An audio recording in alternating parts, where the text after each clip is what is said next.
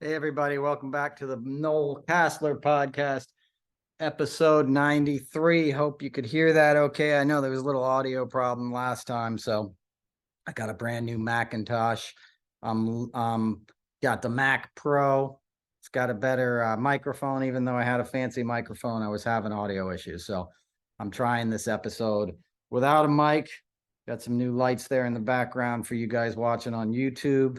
I apologize. It's been a week or two since I've done this. And, there's been a lot going on. So I only want to come and do these, when I feel like I have something to say beyond just being angry and enervated, as so many of us are. It's just been a very long winter, very grueling January so far, I think. Well, January's over. It's February. So that's what I was waiting for. I was waiting to get the hell out of January. Couldn't leave fast enough. And I'm just coming off of watching that funeral today. I'm not even going to lie. I don't ever really have much prepared. I always have a lot to talk about, but I was sitting over there on my yoga mat crying, for the hour and a half, 2 hours that it went on. It just brought me to tears. I found it very moving. I found it very sad. I don't know what it's like to be, a young black man in America, but I know what it's like to love black people. I know what it's like to grow up alongside black people, kids, human beings, like I don't even understand how we're still stuck on all this stuff, how we see any difference in people. When they talked about how he just wanted to sit and watch cartoons and eat a big bowl of cereal, that was my childhood. The neighborhood I grew up in, that's what we all did. And to see how this country has kind of gone has completely gone in the other direction with race relations, it is so disheartening, because at least back then in the 70s, you felt like you were coming out of the dark times and it was going to get better. We'd come out of the 60s and the civil rights movement, and the 70s was certainly the fallout of it. But when I was a kid, I'm talking late 70s, early 80s. I was born in 71, as you guys know. We were still in that, sitting in our underoos, eating cereal, watching cartoons. And we all did that together, black, white, Latino, Middle Eastern. In my neighborhood, it took all time, all types. And it was the biggest blessing in my life, even though, it was seen at the time as sort of an underprivileged place to grow up. I had a single mom, as you guys know, and she was working her butt off, doing the best she could, as everybody else's parents were in that neighborhood, and we were just trying to get through life and enjoy life. And to see, the demonization that happened in the 80s when Ronald Reagan sort of came in and declared war on that community, and to see, Lee Atwater and the weaving into a narrative of fear the young black man. That's a lot of what I saw by the late 80s, and a lot of media played along. There was a lot of articles about wolf packs in New York, and fighting back against these urban toughs and, kids with guns and all these terrifying things. And that's not to say there weren't, horrific problems in the inner city, as there are to this day. That's not to say Memphis doesn't have its share of crime, but the war on crime was essentially a war on young black men and black families. And it's heartbreaking that we're still dealing with that we're not kind of living together and trying to all get along and do the best we can and love each other and lift each other up. And we should want everybody, to enjoy life and have all the opportunities. I'm sitting there watching the funeral, and I got a delivery of FedEx, right? And this young black man brings the FedEx.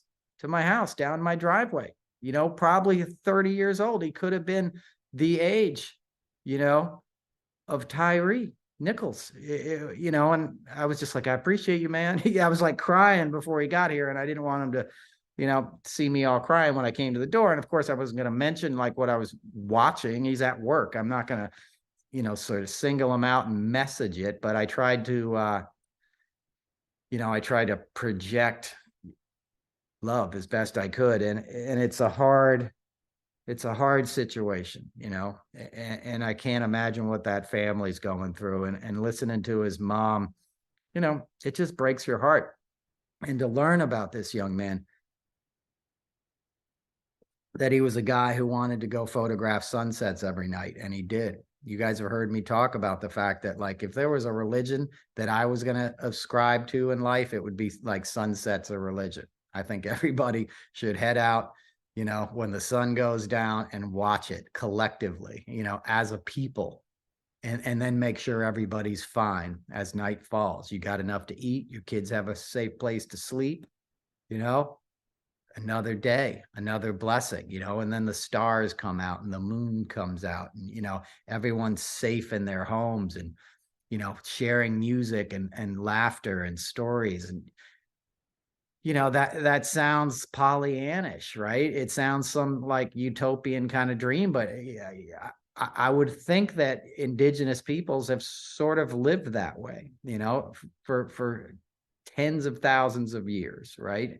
And this culture, this American experiment, we're 300 something years old, and we're based on capitalism, and we're based on exploitation that, we have moved past as a country to a large extent, right? We don't enslave people and make them do their, the work for us anymore for no pay. Now it's low pay, right? But we've moved past that. But we have a political movement in this country that wants to go back in the other direction, that doesn't want to teach history. Today's the first day of Black History Month. It's February 1st. The first headline I saw this morning in the New York Times was about how the College Board had adopted, and folded under Ron DeSantis's pressure to not have these advanced placement, studies, these African American studies that he's waged war on in Florida, that they've adopted that, that they're not going to have those questions on the College Board tests. That's insane. Like, what? How is this happening? How is it getting away with this? And how is it becoming so popular? And it clearly is. We see it in Congress. We see it in governorships all across the country. We certainly saw it in Donald Trump and MAGA. We see a reemergence of not only, fascism, and not only overt racism, but a denying of who we really are, and a rewriting of history, and a false sense of you can do no wrong if you were born a young white man, and the Black Americans are not worthy of study. And it's like not having enough faith in a people to tell them the truth. The truth won't hurt you. The truth will set you free. It might be painful and uncomfortable, but those kids in those classrooms learning those lessons are not the same people that were perpetrating these crimes. We're just trying to give an honest narrative and an honest accounting of America and how we've gotten to this moment, and how many of our systems have been, stacked against African Americans in this country for far too long at an institutional level. And I don't need to get all back into that because I pretty much talk about it every week. But it's a shame, and it's not doing anybody any favors, okay? It's not doing the children of Florida any favors. Black, white, Asian, Latino, they're going to grow up less than. They're going to grow up with meager educations that were spoon-fed them by racist white men looking to enrich themselves and further their grasp on power. Ron DeSantis went to Yale and got a history degree, okay? He knows the difference. He knows what he's saying is complete lies and it's complete BS, but he knows it's going to play well with an ignorant, emerging suburban white kind of population in this country that Trump exploited and branded in a way where people feel completely fine, flying a F Brandon or whatever these stupid sayings are flag on their front yard, or a Blue Lives Matter flag, which is different than supporting police, right? The Blue Lives Matter was like, screw you, we'll kill whoever we want. Cops can do no wrong. And I grew up very close, in my high school years with the kind of people whose dads were cops and firemen. And I know cops that I love, man. I know people that are NYPD that have been, on the job forever that I love, like I consider family and have very close relationships. That's not to say there isn't endemic racism and brutality in policing. There is. It's out of control. And anybody who doesn't admit that is blind to it, or willfully going along with it because it won't affect them, right? It won't creep into their suburb, and it'll make them feel safer when they go down to the city. And the fear is an illusion anyway that's being pumped into their homes every night on Fox News and Newsmax, and by politicians like, Lee Zeldin, backed by, I think it was Ron Lauder, who dumped all this money into his campaign, and they put all this crime narrative, and they flipped New York. They picked up 4 congressional seats. The Republicans did. That's insane. It's insane that happened in 2023, but it did, right? And even Kathy Hochul is now becoming sort of reactionary to the success of the GOP, and saying that she wants to fund these sort of squads, these specialized tactical units that are going to stop crime before it happens, which is ridiculous, right? That's just a misnomer. You can't do that without impinging and infringing on someone's civil rights. I saw it when Giuliani was president. He wished he was president. When Giuliani was mayor, they did that. You'd go in the city and you'd be in the subway, and you'd see people getting thrown up against subway walls all the time. Cops just kind of, what are you doing? Amadou Diallo, all those cops jumped out of that unmarked car and said, freeze, to this young African immigrant, right, who was here to better his life and study. And he was scared, and he reached for his wallet, and they shot him 41 times as he was entering his home without asking him any questions. That's murder. That's murder. And Giuliani defended them instantly, right? And people in the white suburbs defended those cops. Not everybody when the truth came out, but you weren't really meant to hear the truth. And when that was all going down, I worked for Springsteen on the reunion tour. I've told this story before probably, but I was hired to work on a bunch of shows we did at the Garden at the end of the tour. They filmed it. Jonathan Demme made a movie about it. It's live in New York City, if you've ever heard that great E Street Band album. Yeah, it was the first time they'd been back together since the 80s. And it was an incredible tour, and it was an incredible bunch of shows. But it was right when that stuff was sort of roiling New York City, when that particular case, and Abner Louima before that. It was an epidemic, and it sort of reached this tragic watershed moment. And Bruce wrote about it, as he does. He's a wonderful chronicler of this country, and certainly of the tri-state area, especially. And he wrote this song, and he debuted it in Atlanta. And I wasn't on the tour in Atlanta. I was just to work in New York. So he played it in Atlanta. They had a day off, and they were coming to New York City. And the New York PBA got wind of the fact that he'd played this song in Atlanta. And the cover of the New York Post was like, the boss says F you to the cops, and it wasn't, I don't think it was Pat Lynch at the time, who's the PBA head now, but it was somebody like that.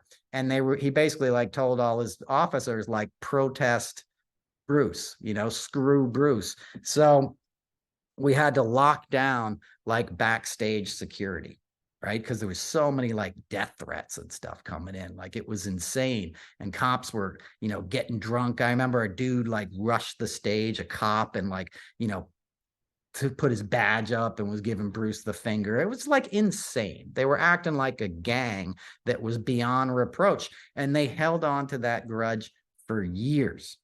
Okay. But I shouldn't even tell you some of the stuff they tried to do to him to pay him back, but they did it. I've seen it. Thuggish kind of stuff, and endangering crowds, to make a political point and not give him support that he'd paid for.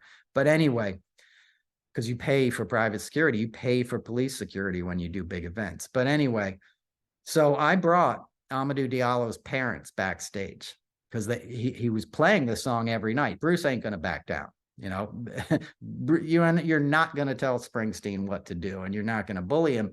So he played this song because it was an important song. And the song, if you actually listen to the lyrics, wasn't attacking the police. The song was from both sides. He was talking about a cop, who's got a young wife at home, who's heading into the city and doing this job and sort of pumped full of fear and making a split-second decision because they're sent out there as if they're going into battle, which is your first problem, right? Because you remember back in the day, cops would carry bully clubs or whatever you call them. They would be a little more hand to hand. You had patrol guys walking beats. They knew people in the neighborhood. It was my people, like a lot of Irish cops in New York, Italians and stuff. But, they'd sort of be of the neighborhood. They weren't patrolling. They weren't coming from this sort of insular suburbs as if they were going into battle, which is what happened after the 60s and after the sort of white flight that went to the suburbs. And now a lot of the cops in the suburbs, they live in Orange County or they live in Long Island. And again, I know a lot of these guys. I'm friends with them. All the guys who work at NBC, the security team there, they're all on the job. They're at NBC all day, but these are great guys. I mean, these guys are in my phone. I go to church with them. Like, I'm not attacking police. We need police, but we need reform. We need sensitivity, not just training. We need to look at what's going on, at what we're telling our police to do to our citizenry, right? Because the cops work for us. Don't tell them that. Don't say you pay their salary when they pull you over, but we want them to keep our communities safe. Everybody does. Every American wants to live in a safe place. They want their children to play on safe streets. And a man who gets murdered on the way home, who's calling out for his mom by guys that are supposed to be protecting him. And in this case, by guys that were black guys too, right? But they were blue in that moment. They were operating as a gang. And I guess there was a white guy involved too. They didn't really hype that side of it up too much, right? They fired those 5 black guys real quick. You didn't hear about the white guy until like the tapes came out, and I'm not laughing. There's nothing funny about it. I'm just saying that's convenient in Memphis, right? So, it's staggering, the loss and the pain. When those tapes came out Friday, I mean, we all dreaded it all day. They were sort of hyping it up too much, because it's like snuff porn. I don't want to see anybody get murdered. I, especially as any of us are, am just beyond tired of seeing this. You have trauma from watching it. You can't imagine what it's like in the black community. I kind of can, right? Because I do love black people and it looks like my friends, So you seeing your friends get murdered. We're not any different. We all bleed red, right? And to have any reaction other than how do we stop this and make sure it doesn't happen again is the wrong reaction. We can't keep slipping into this tribalism. Well, you're trying to defund the police, which was the dumbest slogan ever. I hope we can all agree on that. Okay, that didn't do anybody any favors. I understand what they meant by it, but it was a dumb slogan. Okay, but we have to have serious reforms in this country, And the Blue Lives Matter guys kind of disappeared on this case, right?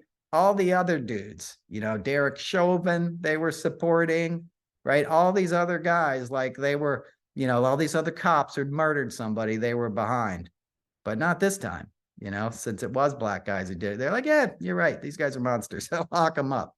So, I don't know what the answers are. I'm just so tired of it. I wrote a song, when all the stuff, when Michael Brown was murdered by the police, in St. Louis. I was on tour with Crosby, Stills, and Nash, and we were watching the stuff go down on TV every night. You know, there was all this unrest and everything, and we were in the Midwest. And I remember sitting in catering with Graham one night, whose birthday is in a couple days. Happy birthday, Graham! But we were sitting in catering one night, and I was like, I can't even watch this anymore. Like, I got to go write a song or something about it. And Graham goes, "You're right, Noel. You know, I'm gonna do that too. I'm gonna go to my room and, you know, after the show and write a song." So we sort of, it wasn't like a contest, but we were both kind of like seeing what we could come up with. And he wrote a song and he got to play it. It's called like "Whistle Down the Wind" or something like that. And then I wrote a song, and I quite liked it, and I gave it to a friend of the band. I'm sure I've told this story to you guys before, who's married to Arlo Guthrie's daughter, Sarah Guthrie, and this guy's named Johnny Irion. He's a good singer. He happens to be the great nephew of John Steinbeck, which was cool, right? So his wife is like Woody Guthrie's granddaughter, and he's like the great nephew of John Steinbeck, right? So it's like Depression era royalty, right? Dust Bowl royalty. So I gave them the song. They made a great demo out of it, sang it, and it was really nice. And we decided to put it out. My stipulation was it had to be like a benefit single because it was about something that was happening. I wasn't doing it to make any money. So we put it out, and all the proceeds went to the Southern Poverty Law Center. And Morris Dees was the head of the SPLC at the time, and he wrote me a really nice email about like how his words reminded him, you know, of some of the great, you know, civil rights kind of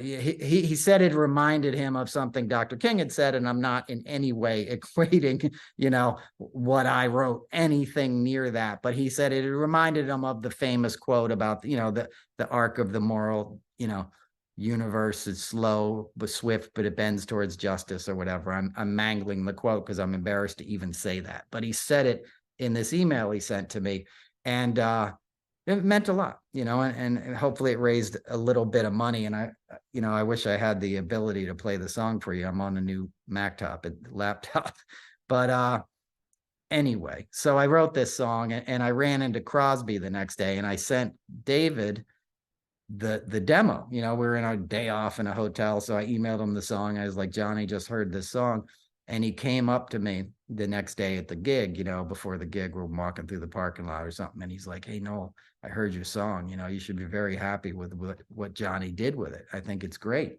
You know,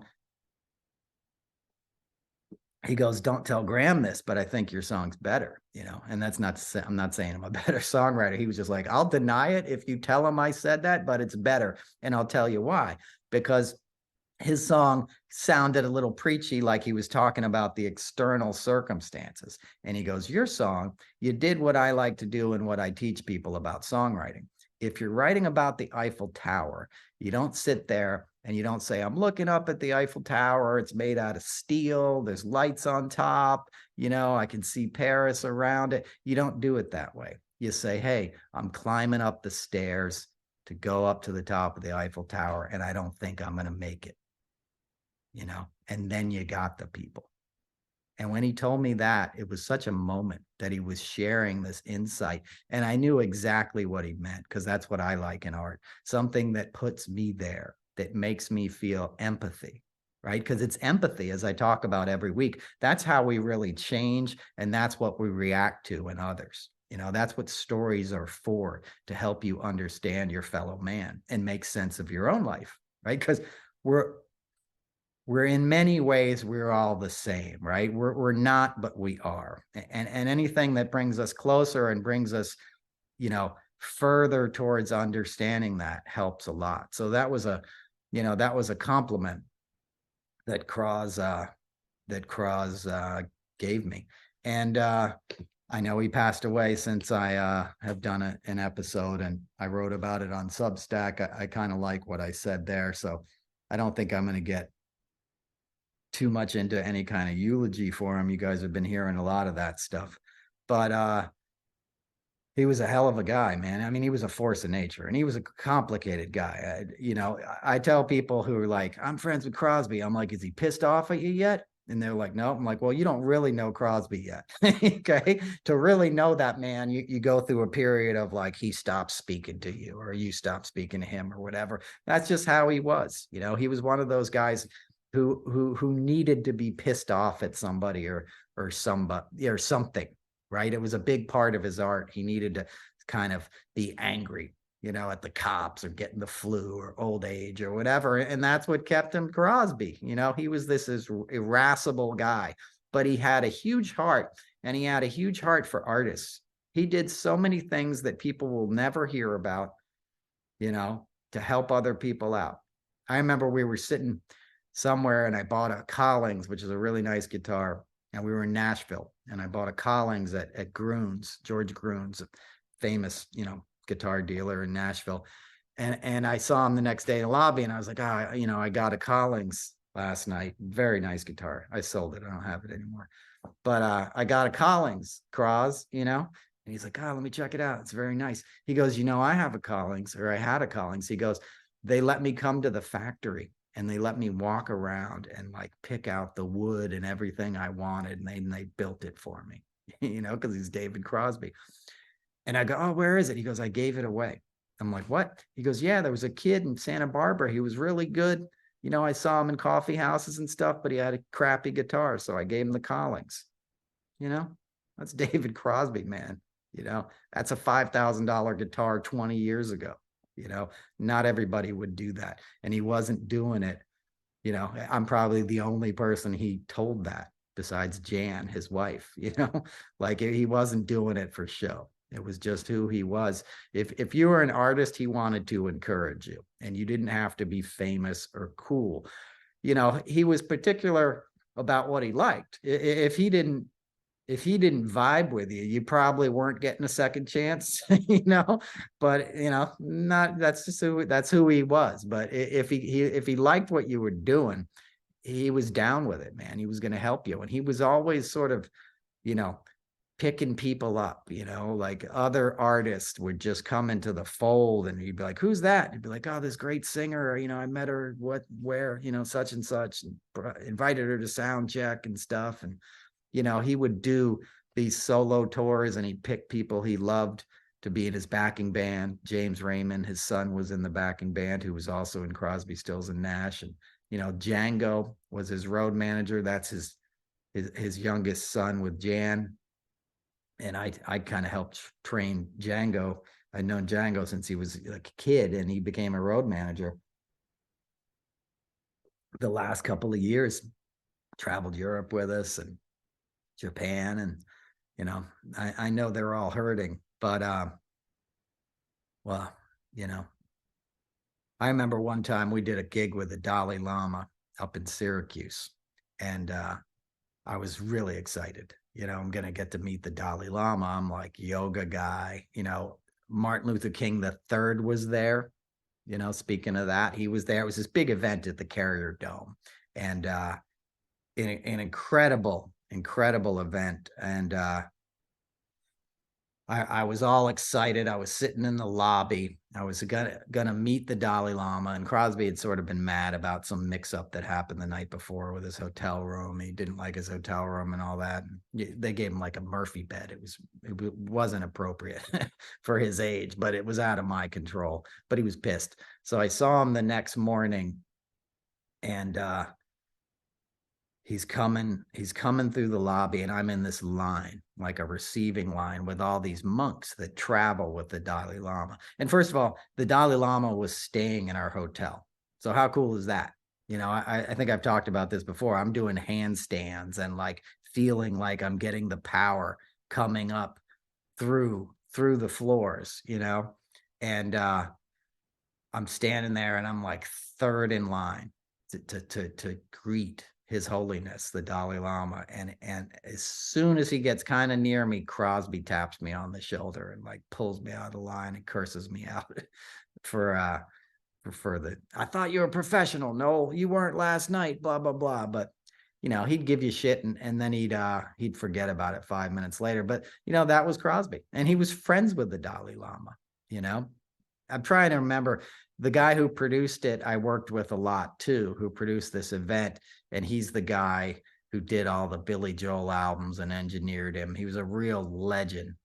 Phil Ramone, the great producer, Phil Ramone, who I got to work with a ton of times too. I did the Latin Grammys and stuff. So I was like there working for Crosby, but I had all these connections on the TV side too, including Phil and his, second in command, this wonderful woman who runs a lot of production. They run the Songwriters Hall of Fame and all this stuff in New York. So they knew me, and I was there with Cros. So it was one of those interesting, like, I was serving two masters kind of deal. And, there was some drama that went down. It wasn't an easy gig. It never was, but it went off, we got it to happen. And I remember sitting with Jan, and we watched the Dalai Lama's speech, because he gave this talk after all these musical performances. And he gave this little laugh at the end of his talk. And the Carrier Dome is like 90,000 people on it. It's a big basketball arena or something huge, up in Syracuse. And he gives this laugh. And I remember watching it ripple through the crowd and then come back to him like energy. It just went all the way through the crowd and came all the way back. And I turned to Jan and I was like, man, like he just gave his love to the whole audience, and you saw it come back like energy, like you could see it. And she was like, I can't believe you noticed that. Yeah, that's exactly what happened, And so that was kind of the beginning of my time with them. And I remember backstage that night, there was all these people. Whoopi Goldberg was there, who I've worked with a lot. I used to be her escort when she would host the Tonys, and she was very close with Crosby and Jan. They were good friends. And she has a right-hand man. I won't say his name, but he's like her longtime assistant. Very cool guy. And I'm back in the green room with Crosby, and like Crosby goes over to see Whoopi, and I'm like his road manager. And then Whoopi's like, hey, Noel, how you doing? And Randy, her guy's like, hey, Noel, what's up, buddy? He gives me a big hug. And Crosby's like, what the hell? Like, I thought you're here with me. How do you know Whoopi? And we got in the, and then there was Cyndi Lauper was there, all these other people I worked with. Cyndi Lauper, by the way, got nominated for the Rock and Roll Hall of Fame today. So long overdue, and she should be in first ballot, no question. But anyway, I digress. But I remember we got in the car at the end of the night. It was me, Cros, and Jan. And Crosby goes, he leans forward. I'm in the front seat. And he goes, no, is there anybody in the entertainment business you don't know? And I'm not saying that like I'm Mr. Cool and know people. I'm saying it like Crosby appreciated that, right? Crosby wanted the guy who was going to get things done, right? The guy who knew who knew everybody in a venue. Like, they want the fixer. That's what Jan kept saying to me. And my first gig ever, I'd already been working for Jackson Browne, and they had the same management at this time. This is years ago. And it was the Songwriters Hall of Fame, actually, with Phil Ramone, and CSN was being inducted. And James Taylor came to sing with them. And we're actually sitting in a green room, and they practiced Helplessly Hoping, which is a Stephen Stills song, but it has all their harmonies. And I'm sitting there with a friend of mine who didn't know CSN's music at all. And it's like a little green room. It's at the Marriott Marquis in Times Square. And they practice the harmony. They just run through the chorus of Helplessly Hoping. And my friend, who's kind of more from the gospel, like hip hop world, she looks at me and she goes, Noel, I don't know who these motherfuckers are right now, but that's from God. That singing is from God right there, And that's what that music did. Music, if it hits the right frequencies and reverberates in the right way, it's universal. It'll make anybody feel good. And Crosby, for all of who he was as a person, had this angelic quality to his voice that was undeniable when it meshed, most specifically with Graham Nash, and then you add on Stephen Stills and, James Taylor, in this instance, Neil Young, many times together. But it was Crosby and Nash. I mean, those guys locked in. And Nash was a master of harmony, and Nash would go up and under Crosby. Nash could just weave himself around Crosby's voice in this miraculous way, where the whole was so much bigger than the parts, and we had this game. I probably shouldn't be saying this, but the sound guys, the monitor mixers on the side of the stage would often isolate like Crosby's vocal, in the middle of one of these wonderful harmonies, and you'd hear Crosby's vocal alone and it would sound like a wail or something, it would sound off key, because he had a very interesting tonality and a very forceful tone, and you heard it alone, it would be like, whoa! It was like this weird sound. And we would just laugh like, what the hell is that? And then you bring in Graham and boom, that's magic. The sum was bigger, than the parts, and or the whole, whatever the thing is. But that was amazing. So anyway, we're doing this gig, and I told you the green room story, and my friend's like, that's from God. And at the end of the night, there's like a way to get out of Marriott Marquis. You got to go through the kitchen and you go down to the loading dock, and I can have SUVs pull up in the loading dock, and you get out of there and you avoid this notorious scrum of autograph seekers, and people have been like, surrounded. And these are the professional autograph seekers. These aren't fans. These are people that get paid. They give them a bunch of pick guards and say, go get the rock stars to sign these and give them back to me. I'll give you $40. So you're just like getting hunted by these professional audio autograph guys if you leave that venue the traditional way. And it happened to Jackson a few years earlier. I was with Jackson, and they didn't want it. They'd heard about that. So they're like, hey, this guy Noel knows a special way out. And it wasn't that special. Like anybody on production could have figured it out, but I happened to be the guy assigned to do it. And I took them out that way, and they just loved it. And the very next gig we did, later that year was the 25th anniversary of the Rock and Roll Hall of Fame. And there were these big concerts at Madison Square Garden. And once again, I was hired to work with CSN. So we were in the SIR and, in the rehearsal studios for a couple of days, which is I could do a podcast on that alone. Bonnie Raitt rehearsing, Paul Simon. Bonnie Raitt sang with CSN. She sang Love Has No Pride in the rehearsal room. And both Paul Simon, his band, and Springsteen's band all came into our control room to hear her sing this song, is how incredible it was. If you've never heard her version of that, she did it. There's a tribute album to Nicolette Larson where she sings Love Has No Pride, the Libby Titus song, and who's married to Don Fagan, who I also know, who are my neighbors in the city. But like, I'm digressing. I'm not trying to make this name drop thing. I'm trying to get to a point. So we're doing this rainy Rock and Roll Hall of Fame rehearsal thing, and there's clearly magic, right? Jeff Beck, who just passed away, is on the gig with Stevie Wonder. I mean, it's just everybody.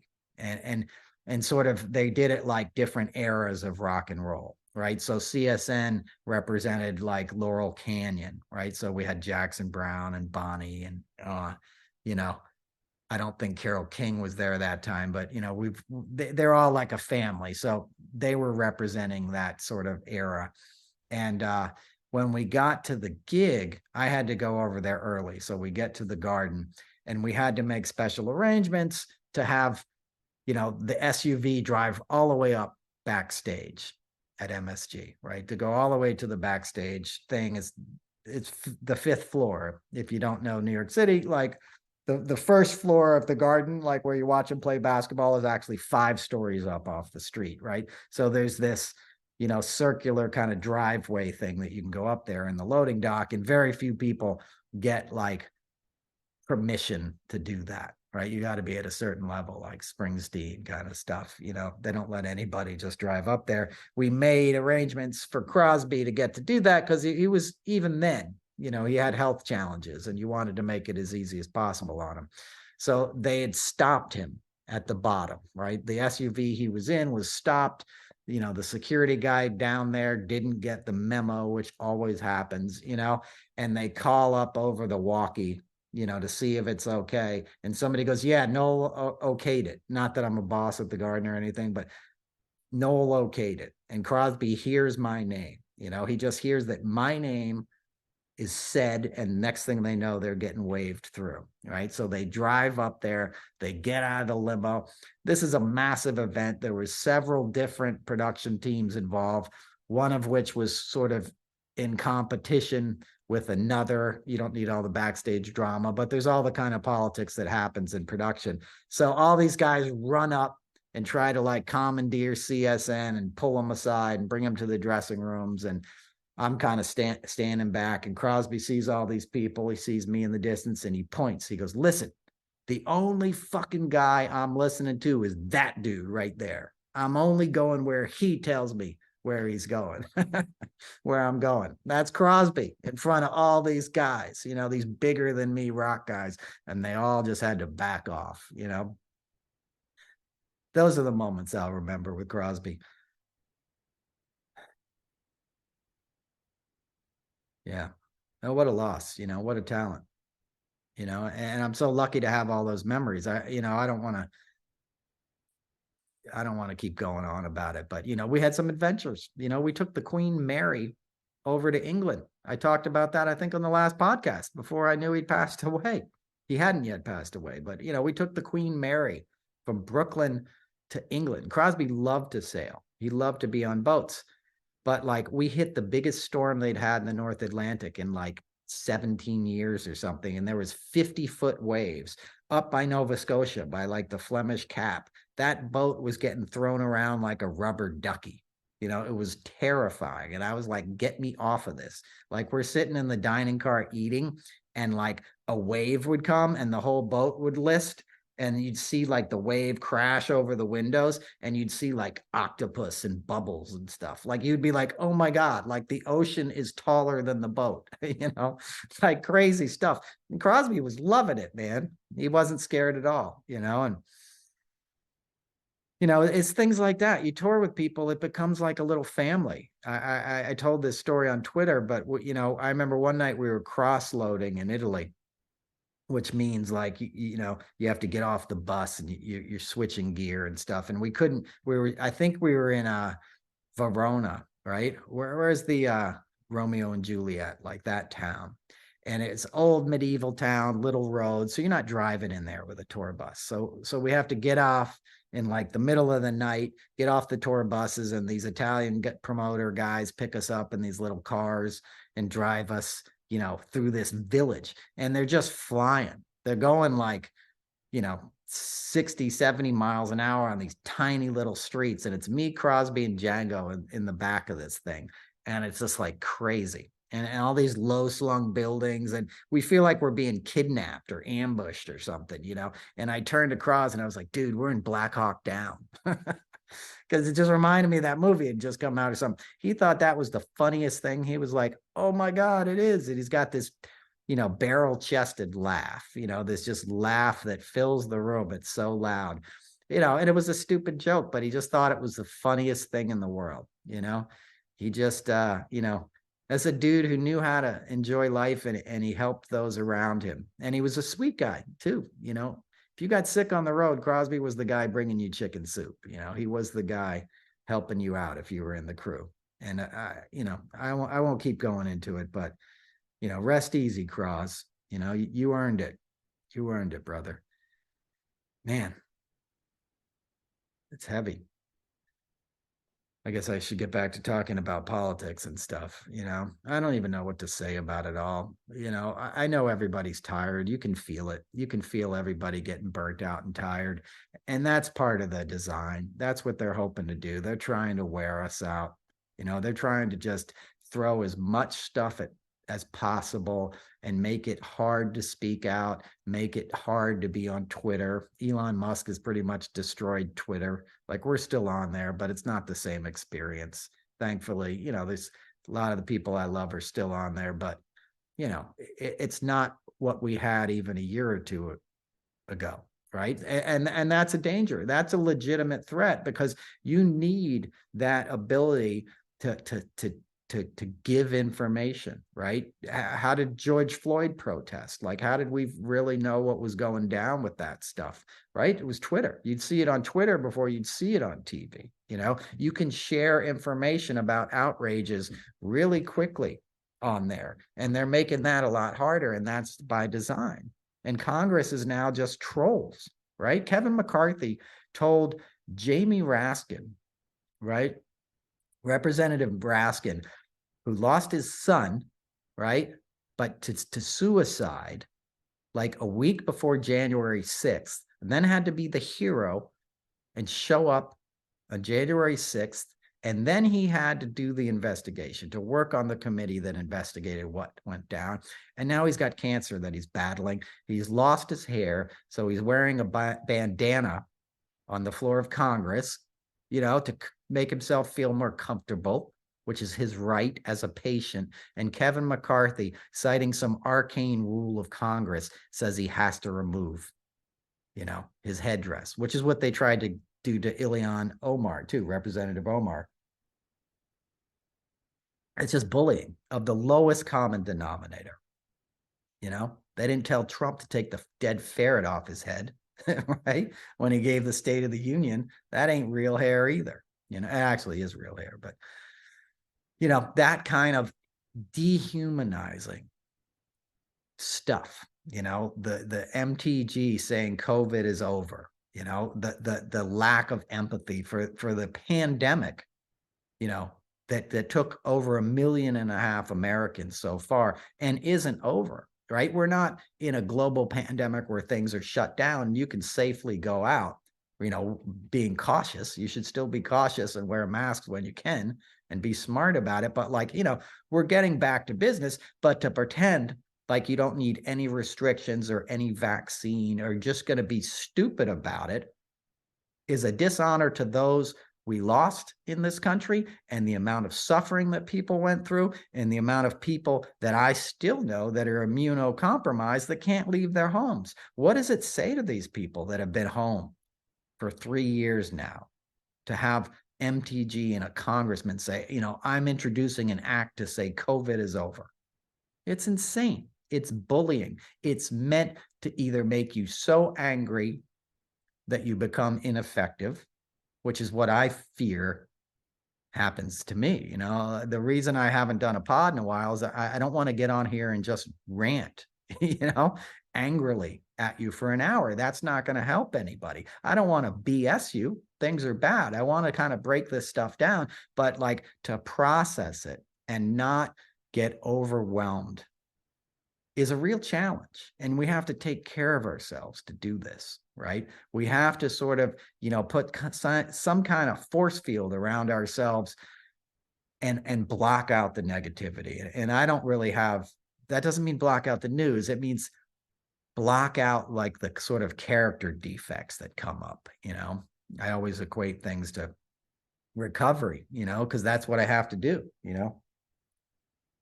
There's a saying in recovery that, justified anger is the dubious luxury of normal men, right? You can't even afford to get angry. And to me, that's kind of impossible. I can't help but get angry when I hear, like I did last week, not even last week, it was the other day, right? That Bill Barr did all this crazy stuff, right? With the other dude who was investigating the investigators, right? What's his name? Who's doing the report in opposition to the Mueller report, right? I can't think of his name right now. This is why I need you guys. I need some real-time stuff. You know who I'm talking about. The guy whose report hasn't even come out yet. But that guy, how they were traveling around to Italy and trying to get dirt on Hillary Rodham Clinton. This is in 2019, ahead of the election. Bill Barr is traveling on the public, funds, on the DOJ's dime, which means taxpayers' dime, to Italy and England, trying to get at the origins of the Russia investigation, and the Brits and the Italians were like, what do you mean the origins? It was real. We got it from our intelligence agencies and we weren't involved in that. But by the way, says the Italians, we do have information that Trump was involved in some international financial crimes, and they were like, oh shit, well, we better take this information, right? So Barr and it's driving me nuts. I can't think of the guy's name, but so Barr and that guy, right, take the information and then decide to keep it amongst themselves, not to assign it to anybody else at justice. And they came to the miraculous conclusion that no further investigation was warranted, right? That to me is maddening, especially when it happened right before Jeffrey Epstein died in the summer of 2019, which very much benefited Donald Trump and very much benefited Bill Barr, right, whose father worked with Jeffrey Epstein, who hired Epstein to teach at Dalton, even though Epstein was just a student at Cooper Union. He did not have a degree, and all of a sudden he's teaching physics, and in reality, he was his wingman. I know somebody who taught at Dalton at the same era. These guys were creeps. Bill Barr's dad, Donald Barr, was a creep. He wrote science fiction novels about teenage sex slaves. He taught up at Hackley School. He didn't teach, he was the headmaster. They called him Chester the Molester, okay? Bad dude. Bill Barr, bad dude. Opus Dei. These guys are trying to take over the sort of democracy in the name of this sort of Catholic, extreme Catholic, fascist, kind of ideology, this super hardcore militant stuff. Barr gleefully talked about the, 13 prisoners that the federal government executed, more than we'd had in like 50 years in Trump's final 6 weeks. He just went on a killing spree. There's a great article about it in Rolling Stone. It was either the last 6 months, but in January, when he already knew he was like leaving office, they started like, doing it even faster and not giving any pardons. At the same time, Trump is pardoning Roger Stone. He's pardoning Paul Manafort, right? Who was working for Oleg Deripaska, right? Who was hired an FBI agent who was also investigating Trump's ties, to the Russians in 2016. That guy was on the take, right? This is mind-blowing stuff. It's so hard to keep track of it all and not get pissed off and say, F it. I'm trying to break it out. But for Barr, he had a lot of, reasons to corrupt this stuff. And Kavanaugh is an Opus Dei. My ex-neighbor, Larry Kudlow, who was Jewish and then became Catholic, explain that, and I'm not dissing Catholics. I was raised by a Jesuit, when I lived with my grandparents in high school, my grandfather was an Jesuit priest, step-grandfather, and my grandmother, you couldn't get a more devout Catholic. Like, I'm from Irish Catholic stock, and I know a lot of wonderful Catholics, but there's a lot of corruption there, like there is, in any kind of institution that becomes so rich, they start making their own laws. And there's some kind of weird thing with Bill Barr and all this stuff. And a weird thing about Bill Barr, he went to the Corpus Christi Elementary School on the Upper West Side that George Carlin went to as well. Like, isn't that weird? And then he went to Horace Mann, and I know people who knew him at Horace Mann, where a lot of my friends went. And he was a bully then in the late 60s. He was a bully at Columbia. He used to help the cops beat up the Vietnam protesters. So he's always been an asshole, for lack of a better term. He sort of came to fame, to real fame. He worked at the CIA in the 70s and stuff, but his big gig was the 80s in Iran-Contra and getting Elliot Abrams and all these guys off who had massacred villages, right? They were funding death squads that were going into villages in El Salvador, El Mozote in particular, and just slaughtering women and children, in the name of fighting communism. But really horrible stuff, illegally funded in the Iran-Contra affair and the selling of weapons to Iran to fund these rebels, and cocaine, obviously, which was flown up from Jim Hole's farm in Costa Rica and dumped in the inner cities and turning the inner cities into a war zone. Those same neighborhoods that I lived in as a kid with my Black friends sitting in our, underoos watching Saturday morning cartoons, right? In the late 70s and early 80s. By 1984, 85, were young men, they're teenagers, 15, 16, 17-year-old, and now they're public enemy number one, and there's all kinds of cocaine and guns in the neighborhood. Like, where did that come from? You know, CIA had a big hand in funding that because it was funding all this dark money, kind of dark policy, you know, this covert American foreign policy. That's something you have to worry about. And that's something that dovetails with all this stuff right now. And I don't want to get on too much of a tangent, but back to Barr and executing all these prisoners, Barr himself smugly said the only reason we didn't kill more prisoners was because we ran out of time, meaning Biden took office and they had to stop doing it. That's disgusting. And if you read up on all these cases, some of these people should clearly not have been put to death. You know, like, not to say that they didn't do horrible things, but I mean, the circumstances, you know, will make your heart break. And everybody was like telling Trump to pardon some of these guys, and he wouldn't do it. And a woman, he wouldn't do it. He doesn't care, you know, and that's who we had running our government. People who didn't care about other human beings, who didn't value life. And that should be the first, like, prerequisite of any leader. That's why I like Biden, because he's an empathetic guy. You know, I don't feel like he's BSing me. I feel like he does care. You know, he's like your grandfather or something. And he's smart enough to hire really smart young people around him. You know, I did Sandra Bernhardt's show last week. Sandra Bernhardt is one of my faves, a legendary comedian. And we got talking about Biden. She loves Biden, you know, and she was asking me, what do you think's going to happen in the election? Like, you think everybody's going to say he's too old and stuff? And I'm like, probably, you know, and it's a shame because it's a waste of time, because I feel like he is the man of the moment.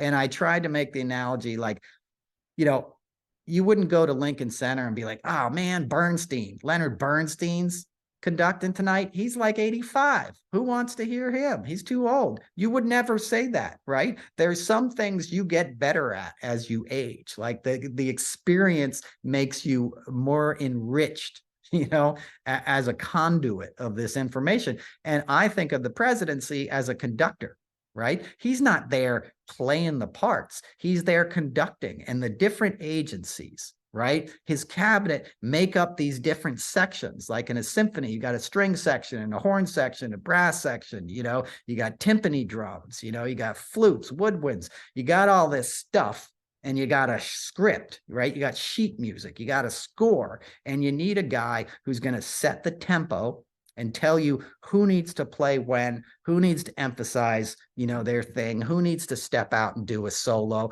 when we all need to play together, when we need to hang back, when we need to reach a crescendo. You know, that's what a conductor does. And that's what you want in a president, right? That's what you want in leadership. Somebody who knows how to bring the best out of those around them and let them work in concert, in harmony, right? That's what in concert means. Right? Working alongside others, you know, to achieve a result. And if it's done right, it makes beautiful music. And nobody says, hey, you know, if that guy is only 40 years old, that really would have been awesome. Like, you're not thinking about that. You know, you just want to be moved, right? And as a citizen, you want to be protected and you want to move our country forward. And you've never had a more difficult score, if you want to keep going with this metaphor, than what we have now, right? Because we have crumbling infrastructure, we have environmental catastrophe bearing down on us, right? And since the last time I've done this show, California's continued to have situations. New Zealand is flooding. You know, I saw people like swimming in the grocery store in New Zealand. You know, it's freezing. It's going to be supposed to be -8 here in New York on Saturday. It's not supposed to be -8 degrees in the Hudson Valley. I'm going to Broadway to see a play. Like, I don't even want to go out now, you know, and I love going to the theater, but I'm like, God damn, it's going to be 5 degrees, you know, like, that's not normal. None of this stuff is normal. Point being, you need somebody who's really good at conveying a message to make a difference, to not have us all just freak out and run in different directions and not deal with it. You want somebody who's like, here, judicial reform, right? Look at the problem we have in policing, as I talked about at the top of the show. This is all difficult stuff. And in my mind, age is a benefit. right? Because this guy's been through it, man. The day after, right, he was sworn in, his wife and his daughter were killed in a car accident. He's a single father and newly sworn in senator who has to, commute from Delaware on a train every day to Congress to raise his family, and then goes on to serve for 50 years. That was 1973, 50 years. And he's still doing it. And he got to, he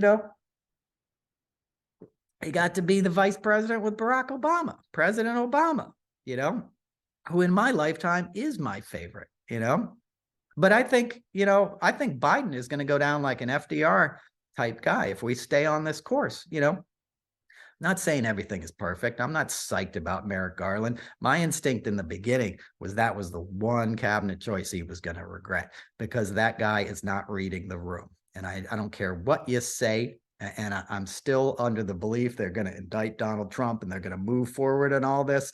But you need to appease people, okay? We need some sort of sense that the scales of justice are coming into balance. And we're not getting that, right? Trump's on the campaign trail again. He was in New Hampshire last weekend taking selfies, in a McDonald's, pardon me, with his fans and shit. Like, how is this happening? How is this guy not in jail? But he's not. And I think that's going to be a failing. Not that you could just go in there and lock him up, but you got to at least look like you're moving in that direction. And finally, appointing a special counsel, a special prosecutor, 2 years into the thing, that's not to my liking. I feel like Sally Yates, wasn't that her name? Or was that Sally Yates, right? Or is that, I don't know if that's, I don't know if I'm mixing up Sally Ride, the astronaut. I think it was Sally Yates, right? Like that, I think she would have kicked ass. I feel like she would have given us what we want. And that's not saying you got to drag the guy out in shackles, but you have to make us feel like something has changed. And that stuff I just said about Bill Barr is clear. Like the DOJ was imminently corrupt. God, I almost had that guy's name, the report. I'm going to remember it as soon as I end this podcast, and it's going to drive me nuts. And some of you guys are probably saying it out loud as you listen to this. But anyway, so, we're getting a lot of indications that the FBI was corrupt. That's not indication, right? They indicted an FBI agent for being a spy for Deripaska, which is essentially Putin. That's Putin's biggest oligarch. And that's the guy who funded Paul Manafort. And that's what Paul Manafort was doing, working for free for Donald Trump and his campaign. Manafort did it without a salary because he owed tens of millions of dollars, or at least $10 million to Deripaska. And that was how he was paying him back, by delivering him a president of the United States. And this story goes way back. Like, I don't want to confuse people. I'm still trying to remember this guy's name. It's going to drive me absolutely bonkers. Durham report. Anyway, that was going to drive me nuts. I don't want to confuse people, because this stuff is like Byzantine at this point. If I could break it down in a nutshell, the Barr represents a time. Maybe I should do this next week, but the Iran Contra stuff was a time where a lot of money started to move around globally, right? The Soviet Union was collapsing, corruption and kleptocracy was taking hold, right? Meaning the oligarchs and the guys who controlled things like Rusal, which is Oleg Deripaska owns a big aluminum company, right? So there's a ton of money in minerals, aluminum, oil, gas, these natural resources that Russia has. That's where the wealth is in Russia. They don't make anything. Their GDP is the size of Italy or something, and they're not making Ferraris and beautiful clothes and all the great stuff they make in Italy. Not to diss Russia, but Russia's massive. If you look at it on a map, they don't really make much. They make vacuum tubes for guitar amps, and oil, right? Crude, cheap oil. And that's where the Koch brothers come in, as I've talked about. They helped crack their crude. Cracking is the term you use for breaking down really crappy crude oil. It needs extra refinement, right? And that's what the Koch brothers' dad did under Stalin. He set up all these refineries in Russia. So their wealth comes from natural resources, which is exploiting the environment, right? And those companies are controlled by, oligarchs, right? And those guys had all the money. And when the Soviet Union started collapsing, there's a lot of cash on hand that you need to get out of the country. That cash started to come to the US. And a lot of people felt okay looking the other way because cash is still cash, and it's still getting pumped into the economy and spent, and that benefits a lot of people, which is why Donald Trump got a pass in the 80s, because he was selling these condos, right? Trump Tower, places he built in Florida, places he built all over New York City. They're selling them in LLCs, right? Meaning you don't know who's buying it. It's just a company name for all cash deals to Russian oligarchs. And everybody's kind of looking the other way, but a lot of money's coming in, and a lot of money's coming in South Florida. And cocaine is getting trafficked at the same time. Like Trump's helicopter pilot, Joseph Weisselbaum, who got busted for flying kilos of cocaine to Kentucky, North Carolina, and Ohio. And he got busted in Ohio, and he was in business with Trump. They had a helicopter company that flew high rollers to Atlantic City, right? So they're business partners. And the front in Miami was an auto dealership, right? And they would cocaine would come in to South Florida. They'd unpack it, unload it at this auto dealership in Miami, and then they load it up on planes and helicopters, and Trump's pilot would fly it up, right, to the mid-Atlantic states. And then he gets busted in Ohio. And you get busted in the 80s with a couple keys in your helicopter, like you're in trouble, right? War on drugs kind of thing. And it gets moved. It gets moved to his sister's district in North Jersey, right? Trump's sister, Mary Ann Barry, right? So she recused herself because her husband had actually been on the same pilot, on the same helicopter with this guy, and she knew him. So she recused him, got a Trump-friendly judge in her place that she appointed. He read a letter in court that, was written by Donald Trump, and it said what an upstanding guy, this Joseph Joey was, they called him. And he gets a slap on the wrist, essentially. And while he's standing trial, he gets an apartment for him and his brother in Trump Tower, right? And then when he gets out of his slap on the wrist, which was like 13 months at Danbury, he gets another. Trump Plaza was where the apartment with his brother. Then he gets his own condo in Trump Tower that he pays all cash for when he gets out of prison. Where does he get this cash, right? There's obviously a lot of money in cocaine dealing, and it's floating around. And the government, or the powers that be, decided certain people could move these commodities around, right? It's bad if it's inner city black guys packaging it up and cooking it and selling it on the streets. Then it's the evil to the extent we have to militarize our police departments and lock everybody up. But when it's white collar, when it's Donald Trump selling it out of Trump Tower to investment bankers, as he was doing forever, it was an open secret. You could go to the poker rooms and the poker dens in Trump Tower and buy cocaine. You could buy cocaine, at his casinos, right? Everybody's doing cocaine in the 80s and 90s. They still are, right? People are always going to do drugs. The war on drugs is stupid anyway. That's not to say to do drugs. It just, people are going to do drugs. You might as well make it safe for them, right? But anyway, you see my point? There's certain people that are allowed to work with above the law, right? For the greater good in the minds of these people. And Bill Barr was somebody who was always down on that plan. Most people never really picked apart the Iran-Contra scandal and what was going down with all that, and the CIA selling drugs. But Barr knew about all that, Barr, former CIA guy, AG, under H.W. Bush, who was partners with Manuel, Noriega, H.W. Bush was when he was at CIA. So that's his drug dealing buddy, who it was okay when we were getting the money to send the coke through Panama, which is a way station as well for a lot of drug trafficking out of South America. They bring it up to Central America to Panama, which we essentially controlled because of the canal. And then he didn't play right anymore. And then they arrested him, right? Noriega and brought him to Miami, right? You should watch the Panama Deception, Barbara Trent movie sometime. So this stuff is complicated, and I'm sure I've lost all of you guys already. But my point, think of it as like there's another economy. There's a gray economy that moves around the world, that moves money. And it has to do with money laundering and drug trafficking and human trafficking now. And that's things like, Robert Maxwell, who was Ghislaine Maxwell's dad, who Jeffrey Epstein was very intimately involved with, with financially, laundering money. Nobody ever really knows where Epstein got his money from, right? Maxwell was also an arms dealer. You had Adnan Khashoggi. Trump bought Khashoggi's yacht in the 80s.